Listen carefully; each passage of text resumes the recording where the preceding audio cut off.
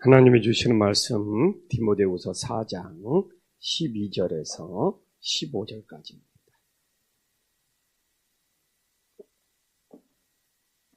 디모데후서 4장 12절에서 15절까지 한 목소리로 봉독합니다. 두기고는 에베소로 보내었노라. 내가 올 때에 내가 드로아 가보의 집에 둔 겉옷을 가지고 오고 또 책은 특별히 가죽종이에 쓴 것을 가져오라. 구리 세공업자 알렉산더가 내게 해를 많이 입혔으며 주께서 그 행한 대로 그에게 갚으시리라. 너도 그를 주의하라. 그가 우리 말을 심히 대적하였느니라. 전체적인 이 세상을 떠날 거에 대해서 전체적인 인사는 8절까지 끝났습니다. 이렇게 너무 이게 15절, 16절, 17절 보면은, 정말, 16절, 17절 같은 경우는 정말 사도 바울이 이제 순교를 눈앞에 두고 있다는 것을 너무 잘 알 수 있고, 17절 같은 고백은 너무 아름다운 고백이죠. 나는 선한 싸움 싸우고, 나의 달려갈 길을 마치고 믿음을 지켰는지. 그러면서 이제 9절부터 이제 인생을 마무리하는 거죠. 이제 죽기 직전에 마지막으로 그러면서, 개인적인 인사를 나누고 있습니다. 근데 이제 개인적인 인사를 나눌 때 사도 바울에게 아름답게 기억이 된 사람도 있지만 정말 배교하고 바울을 힘들게 하는 사람의 모습까지도 나오고 있습니다. 정말 누군가 인생을 마무리할 때 정말 우리들이 좋은 사람으로 기억이 돼야지 악한 사람으로 기억이 되는 그런 삶을 살지 않기를 간절히 소망합니다. 그래서 제가 월요일 날은 이 테마가 세상을 사랑해서 바울을 배교하고 떠났다는 이야기가 나옵니다. 바울을 배교하고 떠나서 구원은 못 받았지만 바울을 괴롭히지는 않았어요. 근데 오늘 보니까 알렉산더 이 구리장색 그 사람은 바울을 너무너무 힘들게 했던 사람으로 나오고 있습니다. 하나씩 살펴보겠습니다. 12절에 두기고는 에베소로 보내었노라. 지금 이 디모데가 에베소에서 있다가 바울의 임종을 지켜보기 위해서 이제 에베소에서 로마로 오는 거 아닙니까? 그러면 이제 에베소가 목회자가 비어있기 때문에 이 두기고를 이제 이 디모데 대신 이제 에베소로 보내는 것이죠. 이처럼 두기고는 바울의 충실한 동역자였고 늘 부족한 점을 이렇게 메꾸어주는, 이게 어떻게 보면 디모데 대신 땜빵으로도 가는 거죠. 그러나 두기고가 이렇게 대신 메꾸어주고 부족한 점을 채워주는 것에 대해서 정말 불평한 것이 아니라 내 인생이 그렇게라도 쓰임받을 수 있는 것에 대해서 늘 감사했죠. 사실 그런 거 있잖아요. 에베소서 담임 목사다 그러면 폼다 하잖아요. 근데 지금 디모데가 로마에 바울의 임종을 보러 오기 때문에 메꿔주러 가는 거잖아요. 땜빵해 주러 가는 거잖아요. 근데 이렇게 두기고는 그런 거에 대해서 그렇게 충성을 잘했답니다. 이렇게 항상 그렇게라도 쓰임받는 것에 대해서 하나님 앞에 너무 감사했대요. 그래서 참 이렇게 대표성을 가지고 쓰임받는 인생도 있지만 누가 비었을 때 그걸 대신 메꿔주는데 그렇게 두기고가 그 빈자리를 그렇게 충성되게, 그러다가 또 다시 디모데가 돌아오면 그 자리에 비껴줘야 되잖아요. 그러니 그냥 대충 메꾸고 있다가 가버리면 좋은데 제가 찾아본 바로는 정말 그 대충 메꾸는 것이 아니라 잠시 동안 맡은 일도 그렇게 두기고는 충실하게 해서, 어떻게 보면 두기고는 이렇게 이 목회자가 비어있는데 이렇게 잠시 좀 메꿔주러 다니는 일을 했는데 그렇게 충성되게 했던 믿음의 사람이라고 기록이 되어 있네요. 그러면서 디모데에게 이제 13절에 자기 임종을 보러 올 때 가지고 올 것을 말하고 있습니다.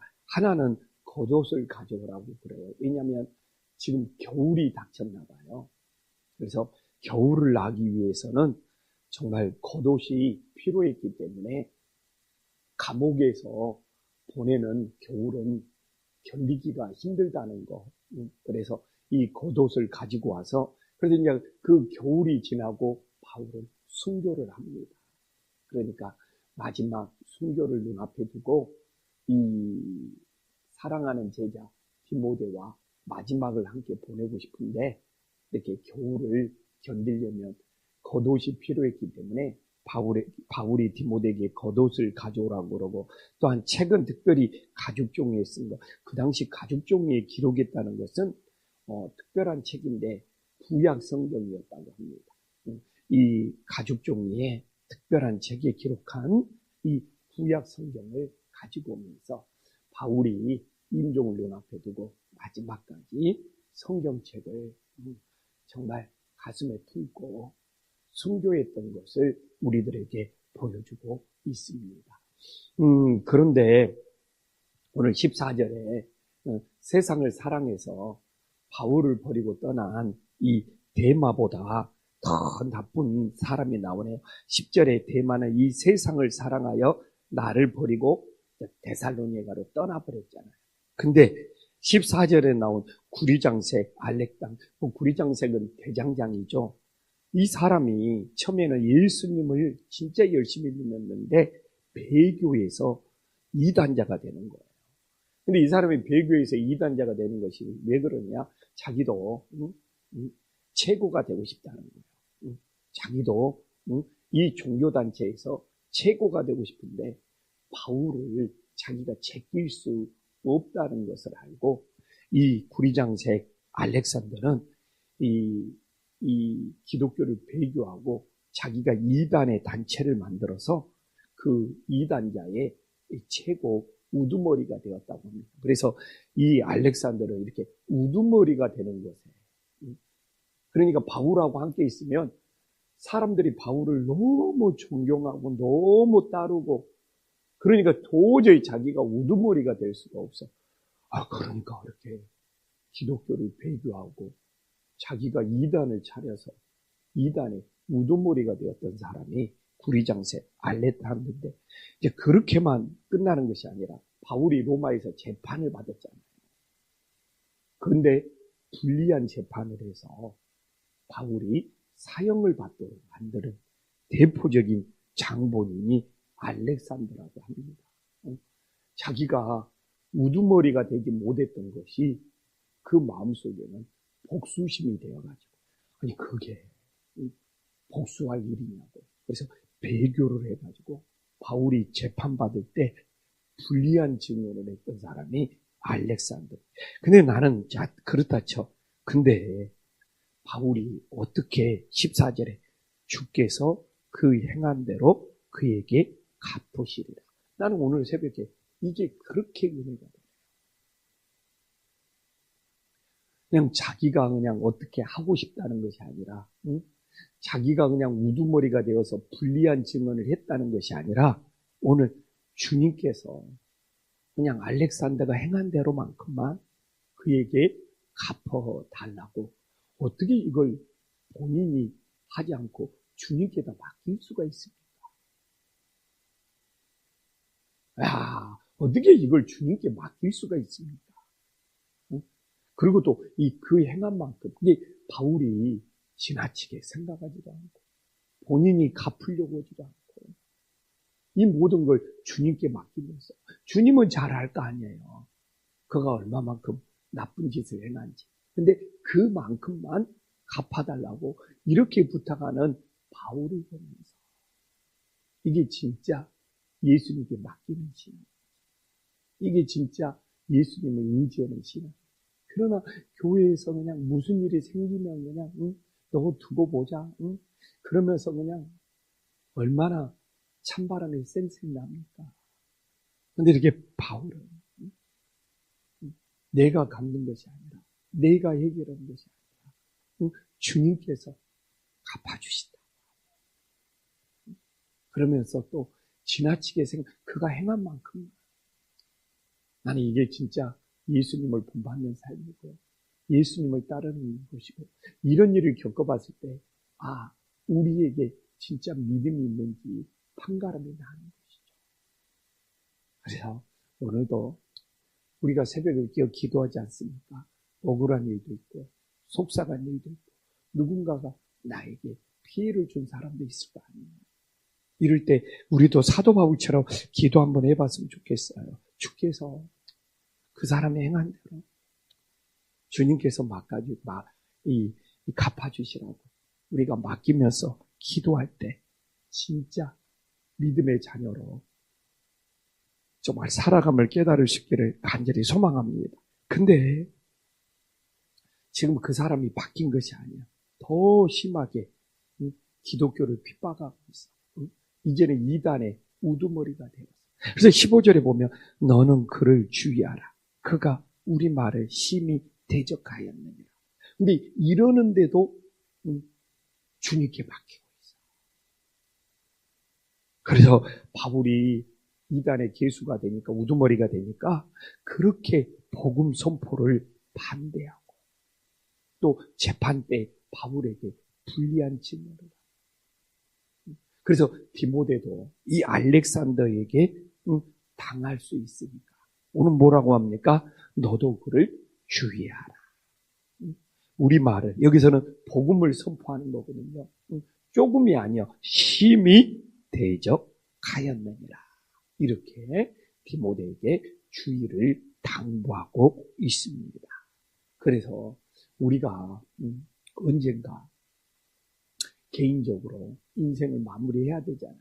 또 누군가 인생을 마무리해야 되잖아요. 그러나 우리의 인생이 정말 알렉산더처럼 정말 마무리되는 정말 어리석은 인생이 되지 않기를 간절히 소망합니다. 어떻게 복음을 대적하면서 하나님을 대적하면서 우리 인생을 마무리할 수 있겠습니까? 정말 사도 바울처럼 나를 괴롭힌 사람이 그걸 주님께 맡기면서 우리 인생을 아름답게 마무리할 수 있는 믿음의 자녀들이 될 수 있기를 간절히 소망합니다. 나는 정말 바울을 보면 볼수록 이렇게 성경을 묵상하면 묵상할수록 진짜 예수님을 따르는 사람입니다. 바울은 한 번도 본인이 예수님을 넘어서려고 한 적이 한 번도 없어요. 오늘도 사도 바울은 주님께 맡기는 거잖아요.